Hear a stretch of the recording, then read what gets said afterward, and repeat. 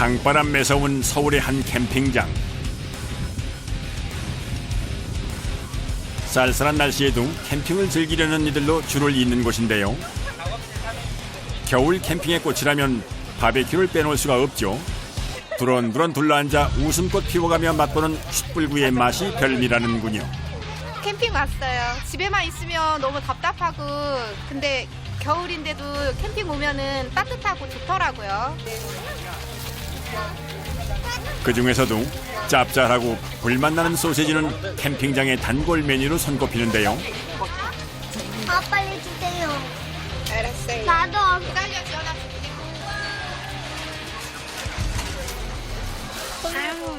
맛이 어때요? 먹어보니까. 맛있어요. 애들이 좋아하니까 바베큐 하러 오면은 꼭 소세지 먹는 거예요. 따끈한 국물이 생각날 때는 소세지. 이렇게 응용을 한답니다. 평소에 많이 드시나 봐요, 이런 것도. 그럼요. 원래 김치찌개에다가 김치랑 돼지고기랑 소세지까지 먹으면 더 맛있어요. 없던 식탐마저 불러일으키는 마성의 즉석 김치찌개.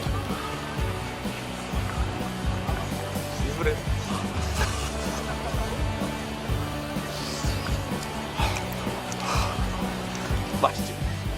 와. 소시지를 넣어서 그런지 더 그 소시지의 그 짭조름한 맛이 딱 여기 녹아들면서 훨씬 맛있어졌어요. 남녀노소 누구나 즐기는 소시지 맛의 비밀.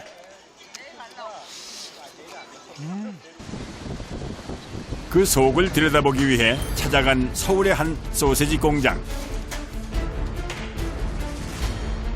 미로처럼 나눈 여러 개의 주방에서 동시에 다양한 육가공 제품들을 만들고 있다는데요. 그 중에서도 가장 기본이 되는 것은 바로 이 정통 독일식 소시지입니다.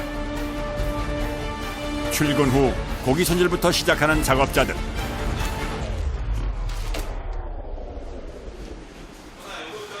지금 이제 햄 소시지 원료가 되는 돼지 뒷다리, 고기를 손질하기 위해서 지금 꺼내는 겁니다. 보통 한 300~400kg를 만들기 때문에요. 그 고기량이 많습니다. 산더미 같이 쌓인 고기들을 손질하기 전 가장 먼저 하는 일은 바로 칼을 가는 겁니다. 안 썰리는 칼로 작업을 하다 보면 잘못하면 손을 또 크게 다칠 수가 있거든요. 칼은 무조건 잘 들어야 됩니다. 예리하게 날이 선 칼로 거침없이 고기를 손질하기 시작하는 작업자들. 이런 것들은 버려야 됩니다. 이런 그 이자라고 하는데 불쾌한 냄새가 나고 먹지 못하는 부분이거든요. 이런 것들은 이제 다 손으로 제거하지 않으면 이거는 이제 기계로 빼낼 수가 없는 거기 때문에 이런 것들은 저희가 전부 도려내고 있습니다.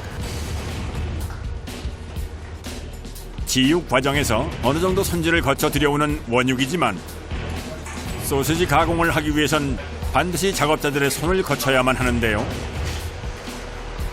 손질을 마친 원육을 세절기로 옮기는 과정 역시 작업자의 힘이 필요합니다. 고기를 가는 기계입니다. 혼합된 잡육을 사용하는 것이 아니라 적정 부위의 통원육을 매일 아침 직접 손질해서 사용한다는데요. 비록 손은 여러 번 가는 일이지만 정성을 들인 만큼 맛있는 소시지가 만들어지겠죠. 그 시각 한편에서 은밀하게 무언가를 준비하고 있는 작업자.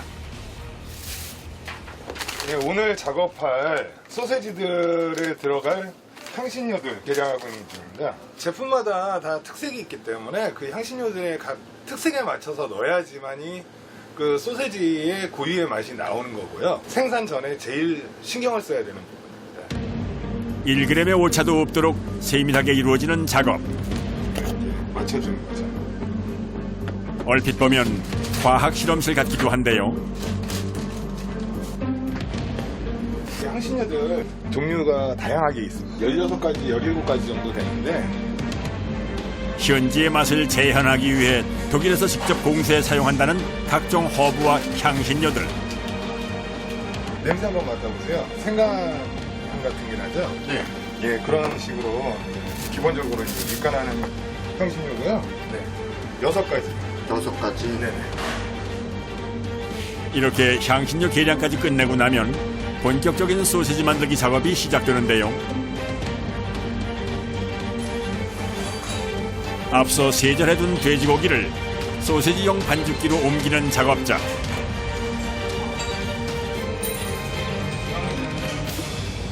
네, 지금 이제 유화 소세지를 만드는 과정인데요. 가장 기본적인 소세지입니다.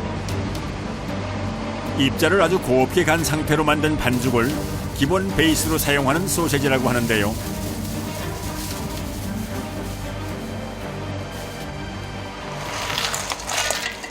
이거 얼음을 왜 넣으세요? 고기 반죽이 이 기계 속에서 서로 마찰을 일으키면서 돌아가다 보면은 반죽 자체가 온도가 올라가는데 온도가 12도 이상 올라가게 되면은 씹을 때 퍽퍽한 식감과 또 이제 소세지 안에서 물이 나오게 되고 전혀 상품화 시킬 수 없는 그런 상태가 되어버립니다. 다시 말해 반죽의 온도가 높아지면 고기 속 단백질과 지방이 분리되어 유분리 현상이 일어나는데요. 바로 이럴 때 반죽의 온도를 낮추고 고기와 고기 사이의 결착을 돕는 것이 얼음이라는 겁니다. 12도 이하에서 좋습니다. 결착이 잘 돼야 탄력 있고 차진 반죽이 나온다는군요. 지금은 아주 반죽이 잘 나왔는데 굉장히 이제 매끄럽고 반짝반짝하고 이렇게 통에 넣고 빵처럼 구워도 이제 빵도 될 수도 있고요. 부드러운 소세지가 될 수 있고 여러 가지로 활용할 수 있는 겁니다.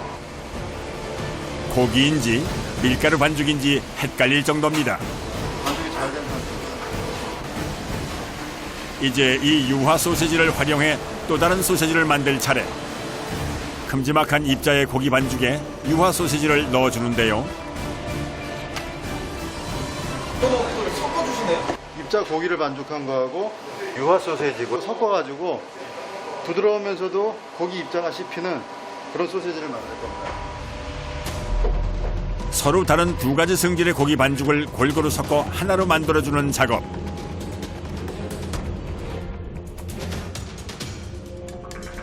불필요한 첨가물은 최대한 배제하고 오로지 고기와 물, 향신료로만 만들어지는 소세지 반죽인데요.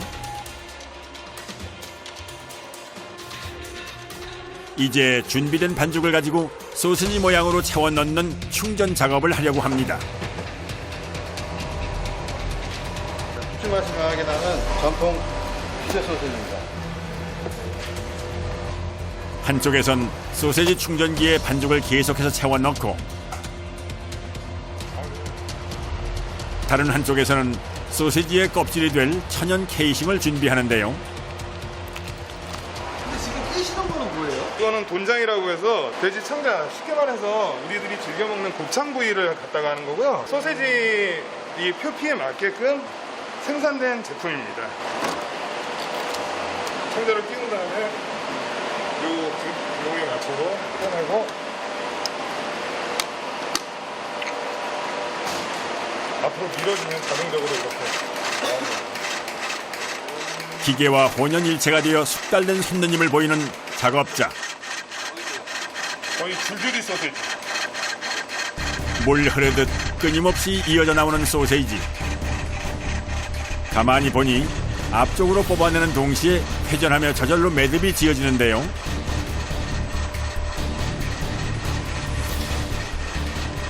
반죽이 장에 잘 들어가게끔 터지지 않게끔 신경 써서 뽑는 게 기술이죠.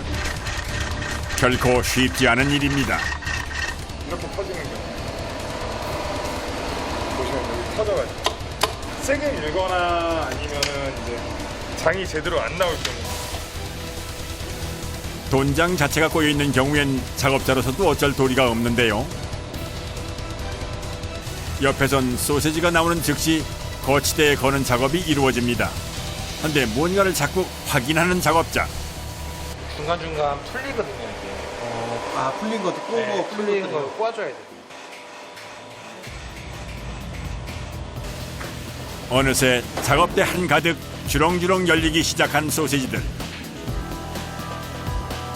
그 후로도 한참이나 소시지 충전 작업은 계속됐습니다. 드디어 끝이 보이는 것 같은데요.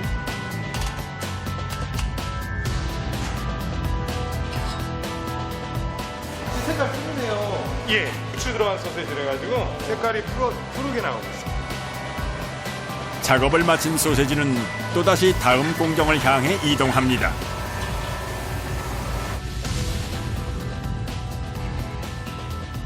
스팀으로 쪄주는 기계거든요. 이 안에 집어넣고 이제 스팀으로 이걸 완전 익혀줄 겁니다.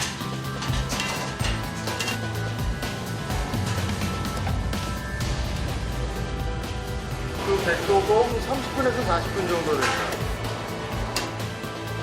스팀 작업이 끝나자마자 가장 먼저 소세지 온도부터 체크하는 작업자.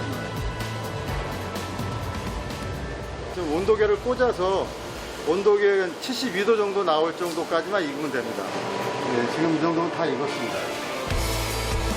스팀 사운을 마치고 이전보다 훨씬 더 팽팽하게 탄력을 얻은 소세지들. 하지만 아직 끝이 아닙니다. 독일에서 수입해온 참나무과의 너도 밤나무 칩으로 또 한 번 찜질을 준비하는데요.